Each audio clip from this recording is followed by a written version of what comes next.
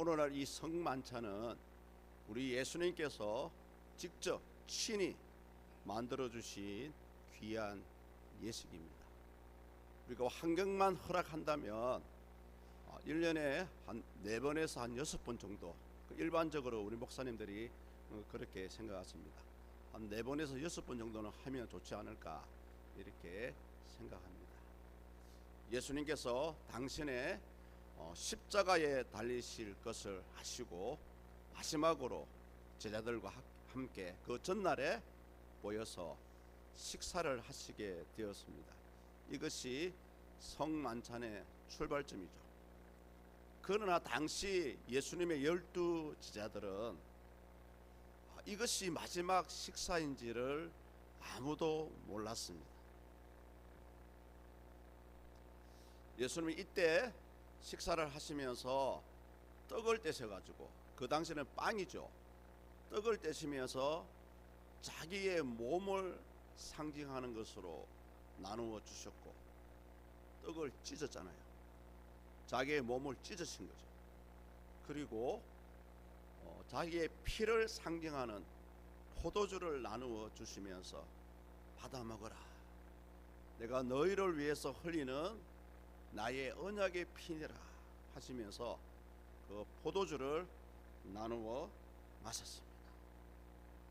그래서 이 예식은 예수님의 죽음을 상징하는 것이고요, 또 아울러서 우리는 이 예식을 통해서 죄와 허물을 용서받고 하나님의 백성으로 새로운 언약을 맺는 그런 귀한 시간입니다.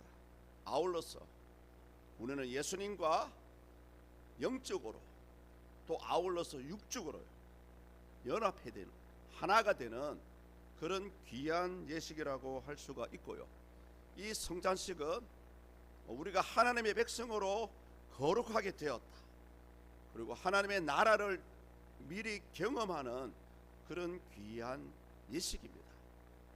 오늘 이 예식을 우리는 참석할 터인데요, 이 성만찬은 우리에게 죄 사함을 선포하고요, 우리 예수님의 구원의 은혜를 우리에게 선포하십니다.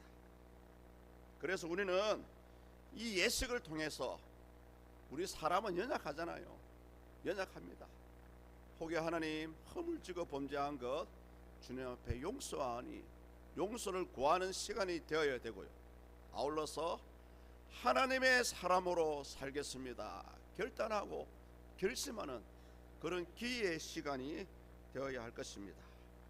우리는 이 주님의 십자가의 죽음과 부활을 이 성만찬을 통해서 기념하고 주님 오실 날까지 예수님의 말씀대로 우리는 이 예식을 계속해서 진행을 해야 되고, 이 예식을 통해서 많은 자들에게 우리 예수님의 사랑과 그 은혜를 돌아보고 기념하는 그런 시간으로 삼아야 될 것입니다. 요한 칼빈은 그래서 이렇게 얘기합니다. 이 성찬식은 하나님께서, 예수님께서 성령으로 나타나셔서 우리가 먹는 떡, 우리가 마시는 이 피가 실제적으로 우리에게 임재하는 그런 실제적인 은혜의 수단이다, 이렇게 얘기를 했습니다. 아울러서 요한 칼빈이 기록한 기독교 강요라는 책에는 이 성만찬이 성령들의 삶에 강력한 하나님의 은혜를 인치는 것이고 또 확증하는 시간이다, 이렇게 얘기를 합니다. 사랑하는 성도님들, 오늘 이 시간을 통해서 또 우리 성찬 예식을 통해서 예수님의 은혜를 경험하고 그 은혜를 누리는 복된 시간이 될 수 있기를 주의 이름으로 축복합니다. 아멘입니다. 아무것도 모르던 제자들은 이제 무교절 첫날에 예수님의 말씀대로 함께 유월절을 보낼 장소와 음식을 준비하게 되죠. 이 무교절 첫날을 마가복음 14장 12절에는 어린 양을 잡는 날이다, 이렇게 얘기합니다. 니산을 12일과 13일을 걸쳐 놓은 날이죠. 제자들은 누구의 집인지는 알 수 없지만 예수님의 말씀에 따라서 성찬을 준비하게 됩니다. 오늘 우리가 본문을 보시면 예수님은 당신의 죽을 날을 아셨습니다. 사실은 하루 밤만 지나면 그 다음날 아침 9시에 우리 예수님은 십자가에 달리시게 되죠. 사람이라면 여러분 보십시오. 자신의 죽음을 앞두고 이렇게 태연하게 식사를 할 수 있겠습니까? 예수님은 당신의 때가 가까웠음을 아시고 마지막으로 사랑하는 제자들과 함께 식사를 하고 싶었던 것입니다. 우리 18절을 보십시오. 이르시되 성한 아모에게 가서 이르되 선생님 말씀이 내 때가 가까이 왔으니 내 제자들과 함께 유월절을 내 집에서 지키겠다 하시더라 하라 하시니. 아멘. 내 때가 가까이 왔으니, 이 때가 뭡니까? 헬라어 원문에서는 카이로스라고 합니다. 보통 이 때와 시간을 나타내는 단어가 두 개가 있는데요. 하나는 카이로스, 하나는 크로노스입니다. 뒤에 나온 크로노스는 일반적으로 주어지는 흘러가는 연대기적인 시간, 그냥 일반적인 시간을 얘기하고요. 오늘 여기서 예수님 말씀하신 이 때는 카이로스, 하나님이 정해놓으신 특별한 때라는 의미를 가지고 있습니다. 쉽게 얘기해서 당신이 온 인류의 죄를 감당하실 십자가를 지실 때가 되었다, 이 말씀을 하시는 것이죠. 너무나 중요한 시간입니다. 그리고 19절에 보니까 날이 어두워져서 12 제자와 함께 자리에 앉으셨다, 이렇게 얘기합니다. 이 유대인의 시간은 오늘날 우리와 같은 시간이 아니죠. 이 날이 저물어졌다는 시간은 당시 저녁 6시를 가리킵니다. 유대인들의 하루의 시작은 저녁 6시부터입니다. 십자가에 달리시기 직전에 그 시간에 제자들과 함께 마지막 저녁 식사를 하시려고 모였던 거죠. 그런데 자리에 앉자마자 예수님은 아주 충격적인 말씀을 하시죠. 우리 본문 21절과 22절을 함께 읽겠습니다. 시작. 그들이 먹을 때에 이르시되 내가 진실로 너희에게 이르노니 너희 중에 한 사람이 나를 팔리라 하시니 그들이 몹시 근심하여 각각 여짜오되 주여 나는 아니지요. 아멘. 가룟 유다라고 말씀을 하지 않습니다. 이때에 가룟 유다의 배신을 언급하고 있습니다. 내가 진실로 진실로 너희에게 이르노니 너희 중에 한 사람이 나를 팔리라. 사실은요, 우리 예수님께서는 이미 훨씬 전부터 가룟 유다가 당신을 팔 것을 알고 계셨습니다. 대제사장을 찾아가서 은산십을 받아서 이미 언제 예수님을 넘겨줄까 때만 기다리고 있는 가룟 유다를 아셨습니다. 쉽게 얘기하면 저와 여러분의 앞에 철전지 원수가 앞에 앉아 있는 거예요. 그러면서도 예수님은 이 가룟 유다를 마지막 만찬에 초대하셨습니다. 왜 그랬을까요? 가룟 유다에게 마지막으로 기회를 주시는 겁니다.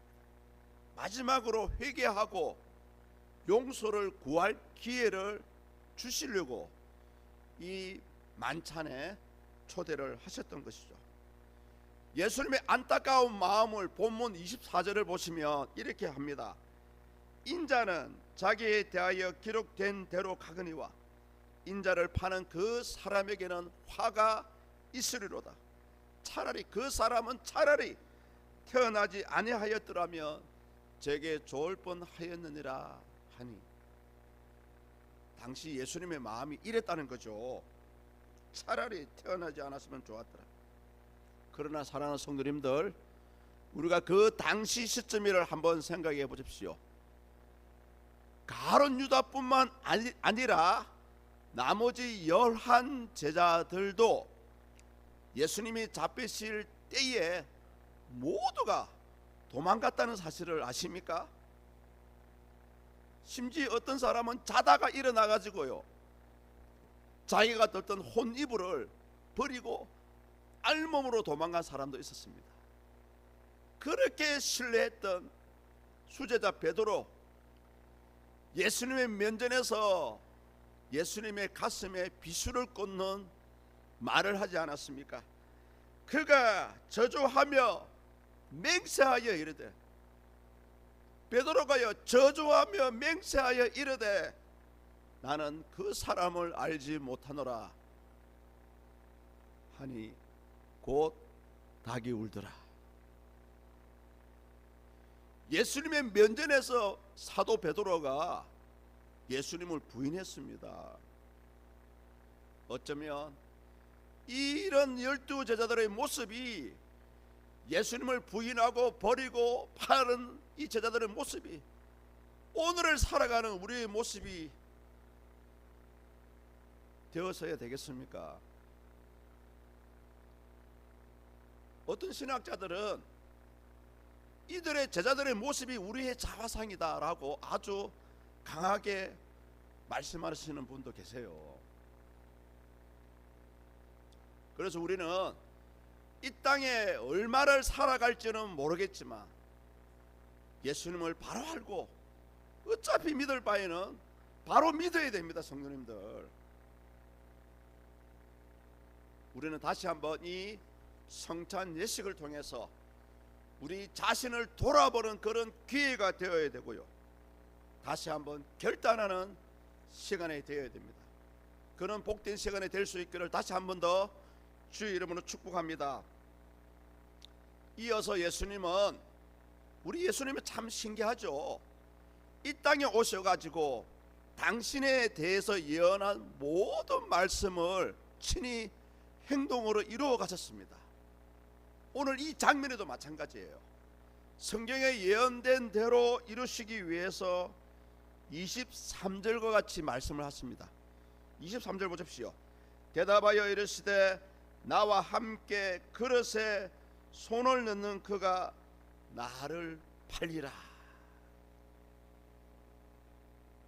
보십시오 여러분, 당시 이 그릇에 손을 넣는다는 것은 뭐냐면, 맛이 없는 이 빵을 먹어야 되니까 과일과 식초로 만든 스프가 있다고 합니다. 그 스프에 이 무교절에 딱딱한 빵을 찍어서 먹기 위해서 사실은 모두가 다 그릇에 손을 넣었어요. 그런데 유독 예수님이 앉은 자리 앞에 있는 그릇에 손을 넣는 그가 나를 팔리라, 이 말씀을 하신 거죠. 시편 41편 9절에 보면 이 내용의 말씀이 나와요. 다윗이 지은 시입니다. 내가 신뢰하여 내 떡을 나눠 먹던 나의 가까운 친구도 나를 대적하여 그의 발꿈치를 들었나이다. 예수님의 그 스프의 그릇에 손을 넣을 정도의 가룟 유다라면 얼마나 서로 간에 친밀한 사이입니까? 솔직히요, 친한 사이끼리만 밥을 먹지 원수와는 밥을 먹지 않잖아요, 솔직히. 그렇죠? 그래서 우리 성도님들도 다 저와 같이 함께 한 번씩은 같이 밥을 먹어야 됩니다. 우리는 원수가 아니잖아요. 밥을 안 먹으신 분들 사택으로 오십시오. 제가 초대하겠습니다. 당시 이 가룟 유다는 예수님과 함께 그 스프에 손을 넣을 정도로 서로를 신뢰하던 사이였습니다. 외형적으로요. 세리 마태가 있음에도 불구하고 예수님은 이 가룟 유다에게 죄정 관리를 맡기지 않았습니까? 이제 드디어 때가 되었습니다. 예수님께서 갑자기 일어나셔가지고 떡을 가시고, 그 당시는 빵이죠, 무교절 누룩 없는 딱딱한 빵을 드시면서 축복하시고 하나씩 하나씩 떼어서 제자들에게 나누어 주십니다. 그 내용이 26절에 나와요.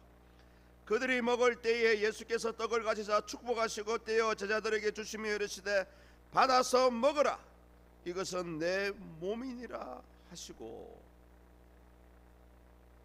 예수님은 그 무기절 딱딱한 빵을 찢어서 나누어 주십니다. 이 찢었다는 것이 뭡니까? 바로 십자가에 당신의 몸을 찢었다는 거죠. 이미 예수님은 십자가에 달리시기 전에 양팔과 양다리가 못에 박히면서 이미 예수님의 살은 찢어졌습니다. 한마디로 구약의 유월절 어린 양을 예표합니다. 구약의 어린 양이 이제 예수님께서 이 땅에 오셨기 때문에 당신 자신이 어린 양이 되셨죠. 그래서 자기의 몸이 비유해서 떡을 떼어서 찢어서 제자들에게 주셨습니다.